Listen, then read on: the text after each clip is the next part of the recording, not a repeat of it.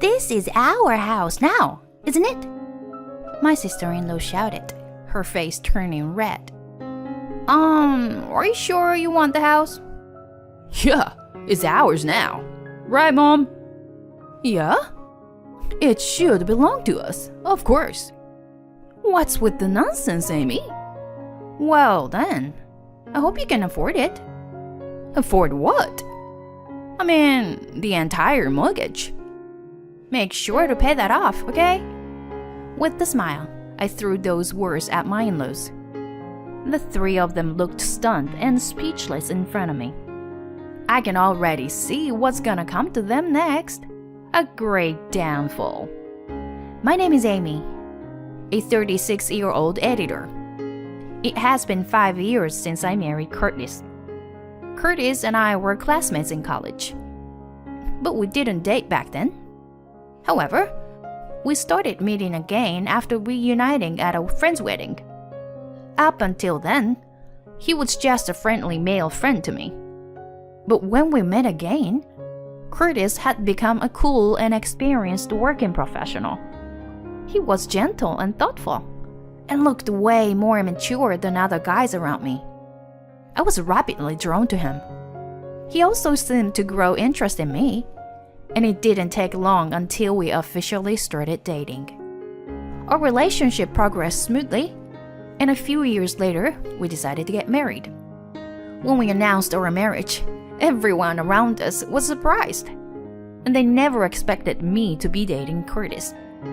Life after marriage was incredibly enjoyable and blissful. We had many shared hobbies, especially outdoor activities that we enjoyed together. However, just recently, after 3 years of marriage, a certain problem arose. What? Dad had an accident? We received a call informing us that my father-in-law had been involved in an accident and was rushed to the hospital. My husband and I immediately rushed to the hospital. Dad, are you okay? Sorry for worrying you. I hurt my leg badly. And it has reached a point where I need caregiving. My father-in-law was about to retire, but ended up in such a situation. We felt so sorry for him. And here came the main issue. My mother-in-law begged us to live with them in their family home and take care of my father-in-law. Curtis, please. It's difficult for me to take care of your father and manage the household all by myself. Mom. It wasn't a decision that could be made easily. My husband said to discuss it with me and put it on hold. So, when we returned home, we had multiple discussions. Both my husband and I loved my father-in-law dearly. He was the kind of person who makes us feel incredibly happy just by being around him. I thought my husband resembled his father. On the other hand, my mother-in-law had some peculiarities. She could be extremely kind to people she liked, but quite cold towards others. That's why I worried that I might have some unpleasant experiences with my mother-in-law. My husband had some concerns about that as well. Mom had some strong discriminatory tendencies. But it's true that she can't take care of Dad and manage the house all by herself. After much deliberation, we decided to move to my in-laws' house. Really? Thank you. It's a great relief. I'm really sorry for burdening you, son. No, Dad. I want both you and Mom to be comfortable. Both of my in-laws seemed genuinely happy about it. Shortly after, we moved into my in-laws' house. However, as expected, a problem arose.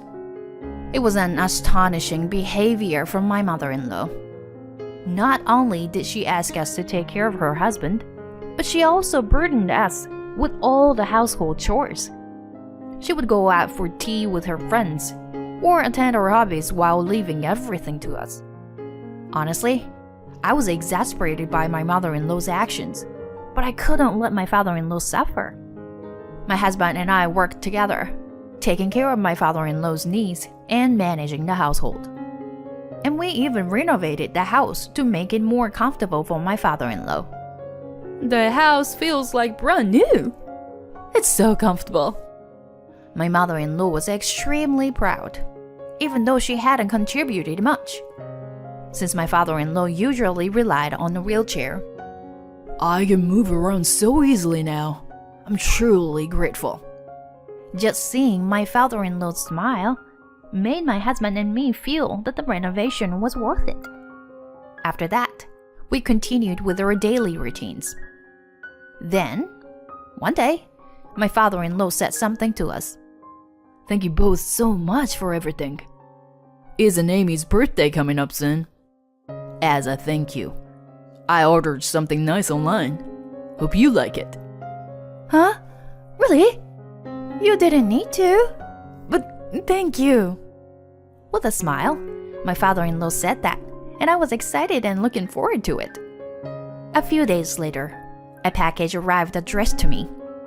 To my surprise, it was a high-end handbag. You are always there for me.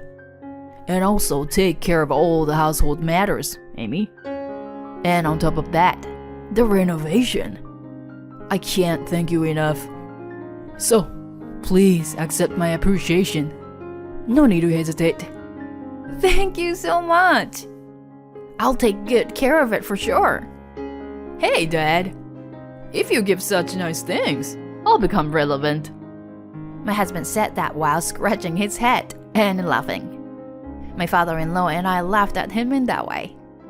But this gift changed the situation even worse with my mother-in-law. Amy, aren't you seducing my husband, are you? My mother-in-law suddenly made such remarks. Huh? What are you talking about? That's crazy. So you say. You have a cunning side to you. Aren't you deceiving Curtis and trying to manipulate my husband to destroy this family? What? What on earth are you talking about? I'm saying that you were after the assets of this house or my husband's inheritance. Why? Why would you say something so terrible? That's disrespectful to your husband too. Please, stop it. You are annoying. If you get too carried away, I'll kick you out. My mother-in-law's anger was unreasonable. She must have been jealous seeing me being treated well. But I didn't want to be lectured by someone who doesn't do anything around the house and relies on my father-in-law's retirement savings and pension to live. When I told my husband about my conversation with her, he was exasperated. Jesus. If she says something again, let me know right away, okay? Okay, thank you, honey. I was grateful that my husband supported me. However, from that point on, my mother-in-law started bullying me even harder. You know, I lose my appetite when the food is this bad. Amy, you should improve your cooking skills more. My mother-in-law continued to insult me in such a way. Hey, Mom, cut it out. Her cooking is perfectly fine. That's right. I like Amy's cooking. Your cooking was always too salty, you know. What? You were all so terrible, blaming me like this. I guess no one's on my side. How terrible. My mother-in-law started crying while pretending to be hurt. But we continued our meal without paying much attention to her. Having my husband and father-in-law on my side was a great source of strength for me. So I didn't let myself to be intimidated by her. Thanks to that, she gradually became more subdued. For a while, our life together was peaceful. However, after about a year had passed, my father-in-law suddenly fell ill and was put to the hospital. My husband and I were worried, visiting him every day. Unfortunately, my father-in-law's condition worsened day by day. My mother-in-law didn't bother coming to visit, claiming it was too troublesome. And then she made a surprising statement. From today, I'll be living with Evan. Evan is my husband's older brother. He's married and lives with his spouse. According to my husband, my mother-in-law dotes on him. Evan has graduated from top-tier university, and that's why she treats him better than my husband. When I told them about the mistreatment I've received here, they told me to live with them. So, I'm saying goodbye to you all. My mother-in-law packed her belongings with a triumphant expression. But for us, it was more like, please feel free to leave. With my mother-in-law gone, my husband and I found life easier. From the beginning, she didn't do any housework or care for my father-in-law, and the burden was reserved when she was gone. Plus, my mother-in-law used to do a lot of unnecessary shopping and going out a lot, so even her expenses have decreased. And the most important thing is that the atmosphere in the house has become more cheerful. Not only because there was no harassing towards me, but even without that, most of the words out of her mouth were negative. So when that stopped, I felt as if the atmosphere became lighter all at once. My husband and father-in-law seemed to feel the change as well. And so, we spent peaceful days together as a family for a while. Looking back now, I think those few months were the happiest time for our family. However, my father-in-law's health deteriorated day by day, and he became weaker. My husband contacted my mother-in-law and my brother-in-law's family, but they never came to visit even once. My father-in-law always treated his sons equally. My mother-in-law and brother-in-law didn't like it, and their relationship fell into something unpleasant. My brother-in-law's wife, too, had a prideful and arrogant nature. In that regard, she resembled my mother-in-law. A few months passed, and my father-in-law passed away. I was glad to be present during his final moments and exchange words with him. Many people attended to the funeral, which showed the high regard people had for my father-in-law. I felt proud to have such a great person as my father-in-law. My mother-in-law and my brother-in-law's family also attended the funeral, but all three of them seemed bored and didn't help with the arrangement or preparations at all.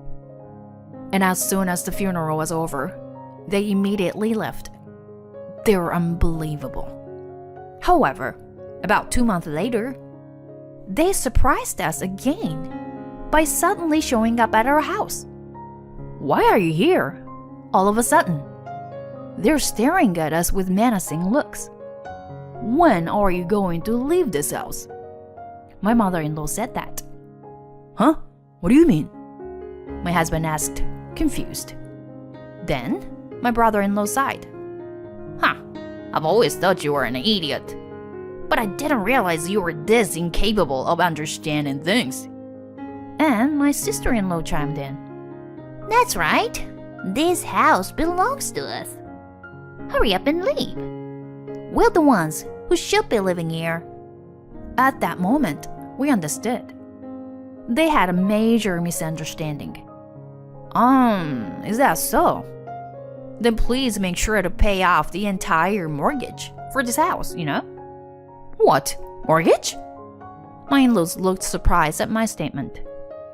Did you forget that we fully renovated this house? Did you think it was all free or something? Well, did my husband finish paying for that cost? Mom, you really know nothing. Amy has been covering most of these expenses. What? That's why when we took out the loan, we put the house in Amy's name. Oh, wait a minute. The house is in Amy's name? Yeah. Dad also agreed that it was a good decision. So this house will never end up in your hands. Got it? Wait, what is this? We agreed to live with you because you said we could live in this spacious house for free. That was, Evan, you do something about this. Huh? What are you talking about? If I can't have this house, then I won't live with you either. Evan, how dare you speak to your mother that way? They completely turned against each other, hurling insults back and forth. Could you take your fight somewhere else? Or do you want to stay here and wait for the police to be called?"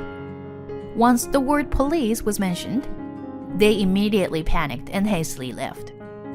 Afterwards, it seems that my mother-in-law was kicked out of my brother-in-law's house. She came to us seeking help, but of course, we turned her away. By the way, my brother-in-law Evan, despite his educational background, couldn't succeed in his career due to his unpleasant personality.